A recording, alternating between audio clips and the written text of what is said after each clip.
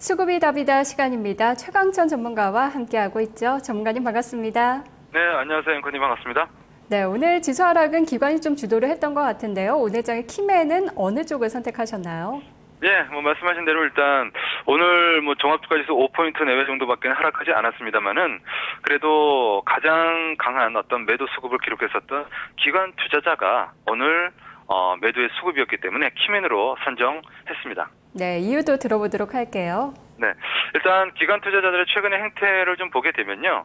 1800선대 60선을 지켜냈었던 바로 수급 주체가 바로 기관 투자자들이죠. 지난번에도 1900 이상에서는 매도 관점으로 대응을 했었고 이번에도 1900 이상에서는 매도 관점으로 지금 접근을 좀 하고 있습니다.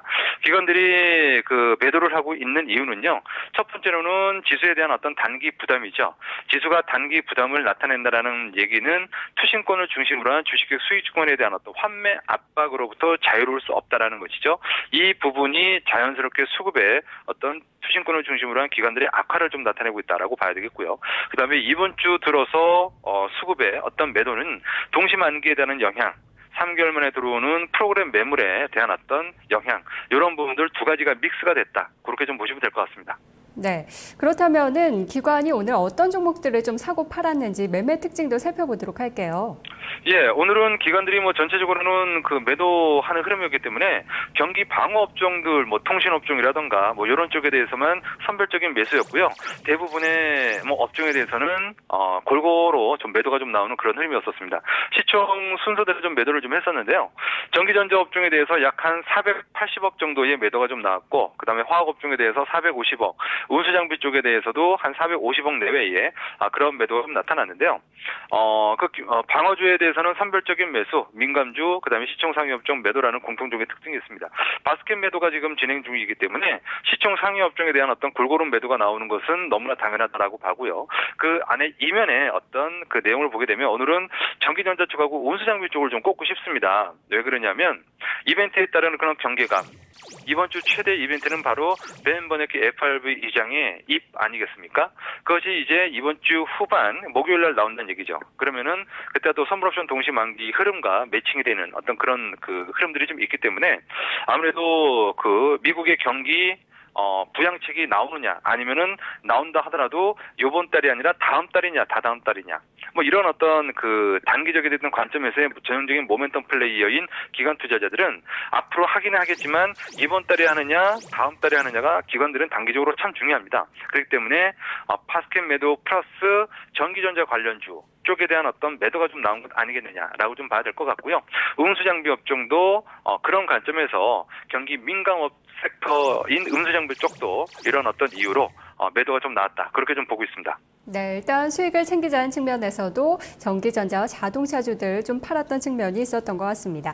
전문가님 궁금한 점이 있는데요. 오늘 코스닥 시장을 보니까 장중에는 또 기관이 매도를 해서 이렇게 마치나 싶었는데 장 마감 들어서 매수로 돌아왔습니다. 코스닥에서는 상대적인 코스피 대비 강세가 나타나면서 기관의 수급이 좀 꾸준히 유입되는지 이것을 중요하게 보고 있던데요. 코스닥의 상승이 좀 더 이어질까요? 코스닥 시장은 상당히 좀 긍정적인 그 흐름들이 좀 나타나고 있고요. 예를 들어서 이런 거죠. 왜 우리가 산무장세라고도 얘기를 좀 많이 하지 않습니까? 그 모멘텀이 없고, 그리고 매수 주체가 없고, 주도주가 없고, 이거를 산무라고 얘기를 하는데, 반대로 얘기하면은 상승하는 시장에서는 이 세 가지가 있죠. 모멘텀도 있고, 그 다음에 매수 주체도 있고, 그 다음에 주도주도 있고, 거꾸로 하면은 상승장의 특징 아니겠습니까? 어제 오늘 신문을 좀 보셔 아시겠습니다만은 어제 경기 부양책이 발표가 좀 됐는데, 또 벤처 투자 활성화를 위한 지원책도 어제 좀 발표가 좀 됐잖아요. 그러면은 중소형주 내지는 벤처 기업들의 집합소라고 할 수 있는 코스닥 시장의 어떤 단기 모멘텀은 거래소 시장 비해서 일단 나타난다. 조금 좀 높다라고 단기적으로도 좀 볼 수가 있고요. 두 번째로는 바로 매수 수급의 주체가 앵커님께서 지적하신 대로 좀 있습니다. 기관 투자자들이 3일 정도 매도하다가 나흘째 매수를 좀 하고 있고, 그리고 외국인 투자자들도 거래소 시장에서도 최근에는 조금 받아주고 있습니다만은 코스닥 시장에서 잘 팔지 않습니다. 17억, 27억 어제 오늘 그리고 매수할 때는 많이 매수하고 기조와 연속성이 분명히 있죠. 그래서 수급도 지속성이 있고, 그 다음에 주도주주 있죠. 오늘 점검을 할 종목이 보시다시피 처음으로 제가 뭐 코스닥 종목을 한번 좀 준비를 해봤는데요. 네. 오늘의 수급 특징 업종이 컴투스예요. 이게 왜 그러냐 하면 거래소 시장은 지금 또 주도주가 없습니다. 주도주가. 삼성전자도 지금 주도주로 쓰였던 위용이 애플과의 특허 전쟁으로 인해서 다소 지금 모멘텀이 떨어지고 있는 상태이고, 그다음에 현대차 같은 경우도 뭐 환율이라든가 토요타라든가 이런 내용들 좀 때문에, 그다음에 미국 증권 파업으로 인한 미국 증권 시장 쪽에서의 어떤 점유율 하락 이런 어떤 내용들 때문에 3대 악재가 좀 단기적으로는 좀 있는 그런 상태고. 그리고 또 나머지 어떤 그 종목들 같은 경우도 중국의 경기 부양책이 나타나도 단기간 내에 끝나버리는 뭐 그런 어떤 흐름들이 좀 나타나고 있습니다. 그렇기 때문에 주도주가 지금 부재한 상태죠. 그런데 코스닥 시장은 주도주가 있죠. 게임이라든가 바이오라든가 그다음에 또 엔터라든가 또 일부 IT. 오늘 뭐 IT는 양시장이 좋지가 않았습니다.